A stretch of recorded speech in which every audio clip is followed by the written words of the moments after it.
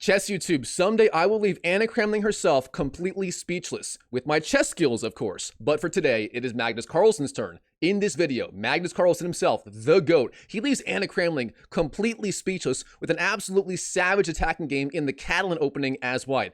First, Magnus, he gives up the free pawn on c4. Then, he seizes total control of the center with the key breakthrough e4. And then finally, he lights the board completely on fire and goes all out to destroy Anna with the key breakthrough d5. Can Anna Cramling survive this all-out onslaught from the GOAT where he holds nothing back? Let's find out. In the game here, Magnus playing as white, opens 1d4. Anna, knight to f6, c4, and e6. Anna likely heading for a Nimzo Indian if white does go knight c3, but instead, Magnus, he goes knight f3, and black does go d5. The good old-fashioned Queen's Gambit decline, a very, very solid opening from black in this game, which did take place in person about 3 years ago. From here, Magnus, he plays quite a bit of both g3 and knight c3 here, but in the game, he does go g3, heading for his new love as white, the Catalan Opening. And the Catalan is just such an insanely strong opening for white. The idea is you want to fianchetto this bishop on g2, exerting a ton, and I mean a ton of pressure on this long diagonal,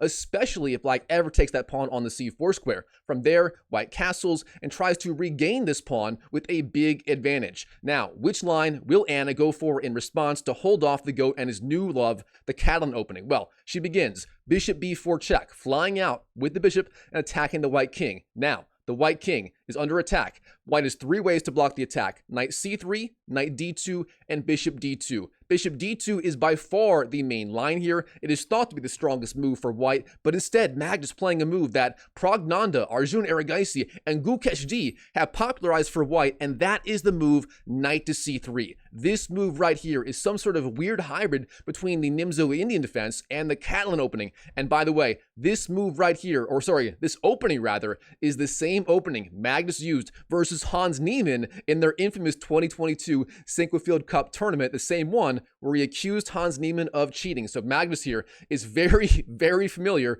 with this opening right here. That is to say the least. All right, Anna, how does she proceed? Well, she finds the strongest move, d takes c4, winning the pawn on the c4 square. And this in general is the problem with knight c3 in the Catalan. Black can simply capture the pawn on c4, and it's very, very hard for white to ever regain that pawn. If instead, for example, white went knight b d2, then I could always recapture on c4 later. However, when it goes to c3, that is simply not a possibility, at least not in the near future. All right, black takes on c4, white, bishop g2, and then Anna Cramling finds the most aggressive move possible here for black, knight d5, jumping in with the knight, pressuring c3, Anna Cramling trying to win a pawn out of the opening versus the GOAT. Magnus, he sees this. He's got about 3 main ways to proceed. You can defend c3 with either queen c2 or bishop d2, or you can even castle and give up that pawn for free if you want to. That is also quite strong in the game. Magnus here, he plays bishop d2, simply defending. Black castles, white castles, and here Anna, she's got to find the right way to proceed. The opening is sort of mostly over. Both sides have castled. Yes, both sides do need to find some way to bring out their queenside pieces, but overall, the opening phase of the game is mostly over here. And here, in this position, white is threatening knight takes d5, and then, for example, taking on b4. Therefore, Anna, she's got to find some way to respond to that threat. Bishop e7 is perhaps the safest move overall, but instead, c6 was chosen in the game, bolstering d5 in the spirit of the semi-Slav opening, and Anna likely intending a fast b5, trying to hang on to the extra pawn on the c4 square. However, Magnus Carlsen, he is not amused one bit. e4 is the move, seizing control of the center. That is the entire idea behind allowing black to take on c4. You do get those beautiful pawns on e4 and d4, which exert a ton of pressure on the black position. Now, Anna, she jumps forward, takes on c3 with the knight. Knight takes c3. We have b takes c3 in response, the strongest move, and then finally bishop to e7. And now here, the battle lines have been drawn. The opening is essentially over. And white here, he is down a pawn. He lost the pawn on c4, and black will go b5 at some point, most likely, hanging on to that pawn. So what does white get in response? Well, he gets 2 very strong pawns on e4 and d4, 2 very strong bishops, a strong knight, and overall, overall, very good attacking chances against the black king. For example, white could go knight g5, h4, queen h5 at some point, exerting a ton of pressure, but white also gets the open b file. White could go a4, queen b1, rook b1, exerting pressure on the queen side as well. So white has a lot of options to get a ton of pressure for the one sacrificed pawn. Magnus here, he begins a4, expanding on the queen side, trying to prevent any sort of b5 nonsense. Now, if black does go b5, for example, b5 here, then white could take on b5 and then go perhaps, I don't know, knight g5, e5, open up this long diagonal and so on, and get a ton of pressure right here. Instead of that, Anna Cramling, she plays the move a5, trying to stop the a pawn dead in its tracks right away. But this move is maybe a little bit weaker than the strongest move. The strongest move here being, of course, c5. The typical QGD Queen's Gambit Decline move to get counterplay for black. Instead, a5 played in the game, and this move right here, it turns out, is a little bit weaker. The a-pawn may be a target later in the game, and overall, it doesn't quite help the black position as much as other moves like c5. Now, Magnus, queen b1, sliding the queen over, a very cheeky idea, applying pressure on b7 and trying to prevent any sort of bishop d7 ideas from black. Now, black, once again, should be finding the key resource c5. However, again, Anna Cramling not finding the best way to exert pressure on d4 and get counterplay. Instead, Anna playing the move knight to a6, trying to bring out all of her pieces, but this move right here is very, very weak. Where is that knight going? It's not going to b4, it's not going to c5, and c7 does not make a good impression. Overall, knight to a6, not the most useful move in the game if I can draw arrows correctly. Magnus Carlsen, he sees this, he knows this. Knight to e5, a very precise move, jumping in with the knight, pressuring c4, and the reason this move works so well here is if the knight were still on b8, the knight could go to d7, challenging the white knight, but now that is not possible. Magnus Carlsen finding the key drawback of this move, the knight no longer having direct access to d7, and therefore jumps in with the knight, attacks the pawn, and again, seizes control of the game. Now, Anna Cramling, she makes a move right here that would make Ben Feingold roll over in his grave. She plays the move f6, attacking the knight, but of course, Ben Feingold not a fan of f6 at all, and it turns out here that is not the best idea. It weakens the king side way too much, and Magnus is oh too happy to simply take that free pawn on the c4 square. Knight takes c4, Magnus Carlsen, he wins back the one sacrificed pawn. And now look at this. Everything in the game is just wonderful for white, and everything is pretty bad for black. Black having a very awkward pawn structure, very weird, awkward pieces, and Magnus having the beautiful pawn center, beautiful bishops, a strong knight, a strong queen, exerting pressure. Everything has gone his way so far in this game. How does Magnus Carlsen always do it? It's just amazing. All right, black here, e5, trying to fight back in the center. Anna Cramling doing her best to push back against the goat. But Magnus, bishop e3, defending d4. He is not phased at all. Bishop e6 is the move for Anna Cramling, exerting pressure on that knight on c4. But again, not the best idea. Magnus Carlsen, he does not go backwards. He goes forwards. Knight b6, pressures the rook and forces rook b8 or a7 from black. Rook b8 was chosen in the game, but now look at the rook. It's just not making a good impression. And here, absolutely everything has built up to this moment for Magnus Carlsen. He's got every piece on wonderful squares. The two strong bishops, the knight on b6, the queen supporting the knight. Everything right here is all geared up towards this moment. And right here, Magnus Carlsen, he finds the critical breakthrough. But real fast, this video is sponsored by me. If you are tired of watching endless YouTube videos and not making progress and being confused about why you're not improving, I have the solution. Join my free online community, drmikechess.com. Link is right above me right there, also down below in the pinned comment and the description. I have what might be literally the fastest growing online chess community in the world right now, and for good reason. My best students are literally gaining 400 ELO in 1 month. I do have proof of that, by the way. The results are just insane. If you want results like that, and if you're tired of watching endless YouTube videos and not making progress, go to drmikechess.com. It is 100% free to join. I have so much stuff in there to help you out. So go right there, join today. I'll see you on the inside. All right, here, Magnus Carlsen, the GOAT. He's got everything lined up, and he finds the key breakthrough.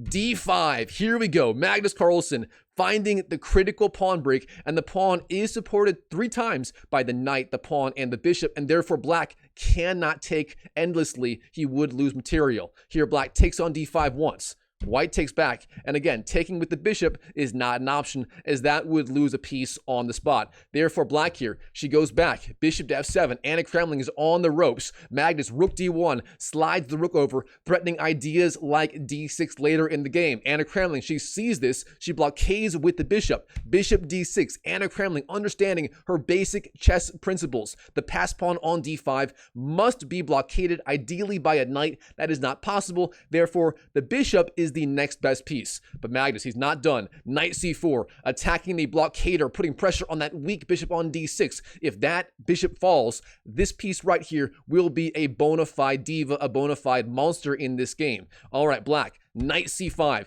jumping in, Anna Cramling trying to find some form of counterplay, but here Magnus, he simply takes on d6 and removes the blockader. Knight takes d6. However, I do want to point out here, Magnus misses a much stronger idea. Either queen to b5 or queen to b6 would have been far stronger for white. Comment down below if you think you know why this would have been the key resource right here for white in this game. Instead, knight takes d6 played so far, queen takes d6, and then queen to b5. Magnus flying in with the queen. He is the greatest endgame player of all time. Therefore, the queen move makes a lot of sense right here for white. Now, Anna, rook fc8, defending c5. The knight was under attack. Anna Cramling, she sees this. She knows her CCTOs, checks, captures, threats, optimizations. She defends on the spot. Magnus, rook ab1, increasing the pressure. Bishop e8, attacks the queen on the b5 square, and where will the queen go? Here, Magnus, he does go for complications. He takes on a5, but now black has 2 pieces attacking the a4 pawn as well,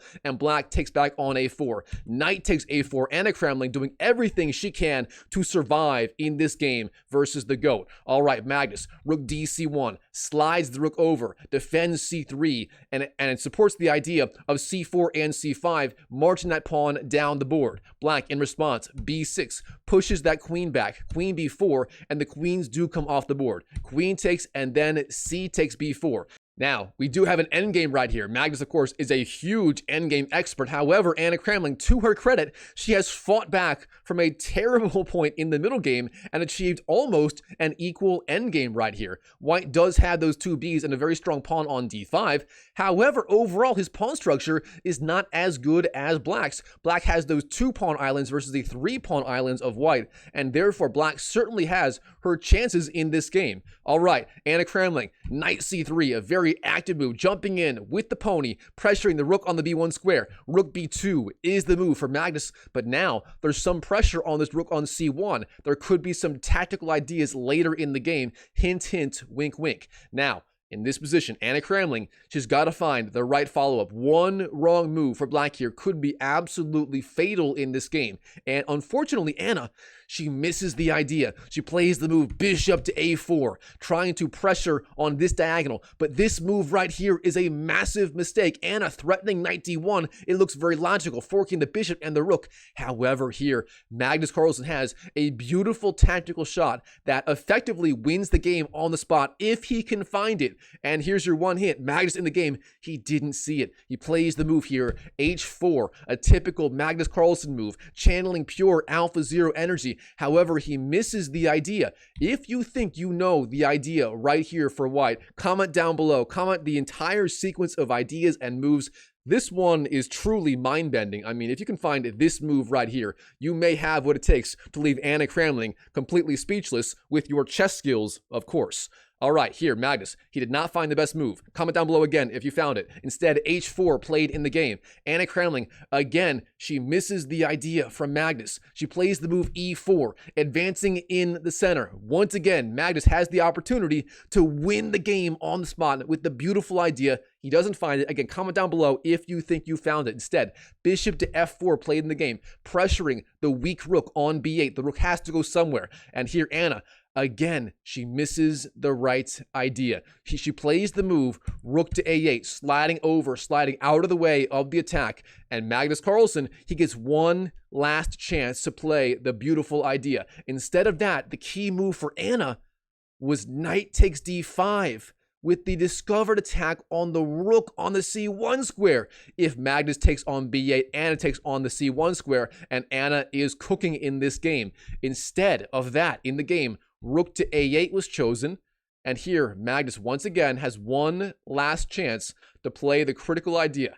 He doesn't find it. Instead, d6 was played. Also a solid move, by the way, just not the strongest. Anna, knight d1, again giving Magnus more and more chances to just pull away with this game. She's simply not finding the most precise moves here, and Magnus finally finds a way to brutally punish her. Rook takes c8. Rook takes c8, and then the key move, rook d2. And here's the problem. The rook, it escorts the pawn, but also pressures the knight, and black has a tremendously hard time defending against both of those threats, taking on d1 later and pushing this pawn. For example, if d7 and bishop takes, you lose control of the knight on the d1 square, and Magnus Carlsen would clean up. Black here, rook c1 is the move, a very, very active, aggressive move by Anna Cramling, the Swedish, what is she, title player? National master, something, the very strong Swedish chess player, threatening various ideas like knight to say b2 to e3 and so on with the discovered attack against the white king.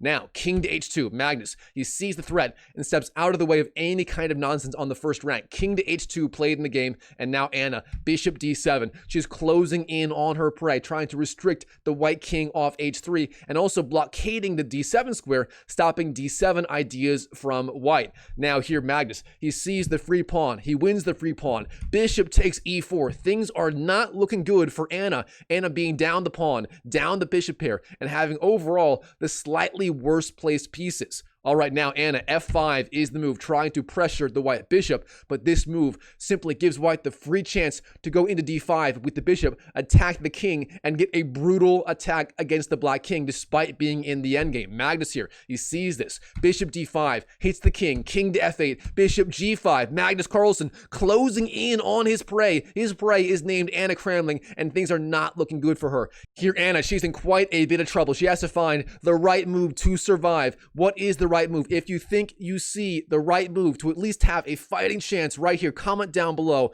She does not find it. She plays the move h6, and this right here is the beginning of the end. Bishop to e7 hits the king. The king has one square. e8, is the only square. You can't go there. You can't go there. The king is being closed in on. King to e8, and now the king literally has no squares. If white can simply transport his rook to, say, h8, he wins on the spot. All right, Magnus, rook to a2, sliding over, threatening the check on the back rank against the black king. Rook c8, Anna, she tries to defend, but now Magnus Carlsen finds an absolutely beautiful, I mean beautiful idea. I mean, my geometry teacher from 5th grade would be simply losing her mind over this idea right here. Bishop to f3, look at this, retreating back with the bishop, forking the knight, but also h5, threatening checkmate against the black king. What an astonishing idea. The knight, it goes to the c3 square. Magnus Carlsen, bishop to h5. Does Anna Cramling resign right here? No, she does not. She has one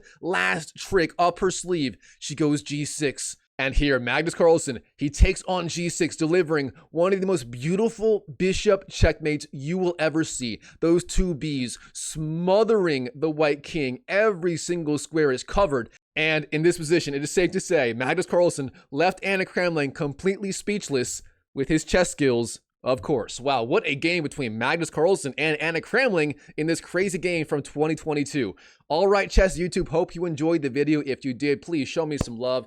Thank you so much for doing that. Smash that like button, comment down below what you thought of the game, and so on. And by the way, if you are tired of watching endless YouTube videos, including mine, don't get me wrong, I'm very entertaining. I can hold my breath for about 20 minutes at a time, believe it or not. If you are tired of watching my videos, anyone else's videos, and not getting the kind of progress and the kind of results that you want from your online chess, join my free online community, drmikechess.com. My best students are literally gaining hundreds of ELO points in a single month. My best student gained 400 points in a single month.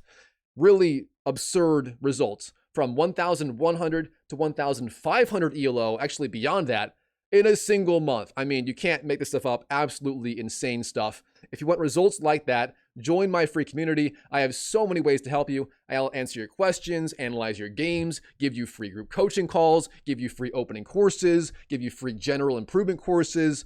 I mean, I'm doing everything I can to help you guys out. If you want to get better results, join my free community. I will see you there. And as always, I wish you the best of luck in your chess improvement journey in 2025 and beyond. And I'll see you in the next video.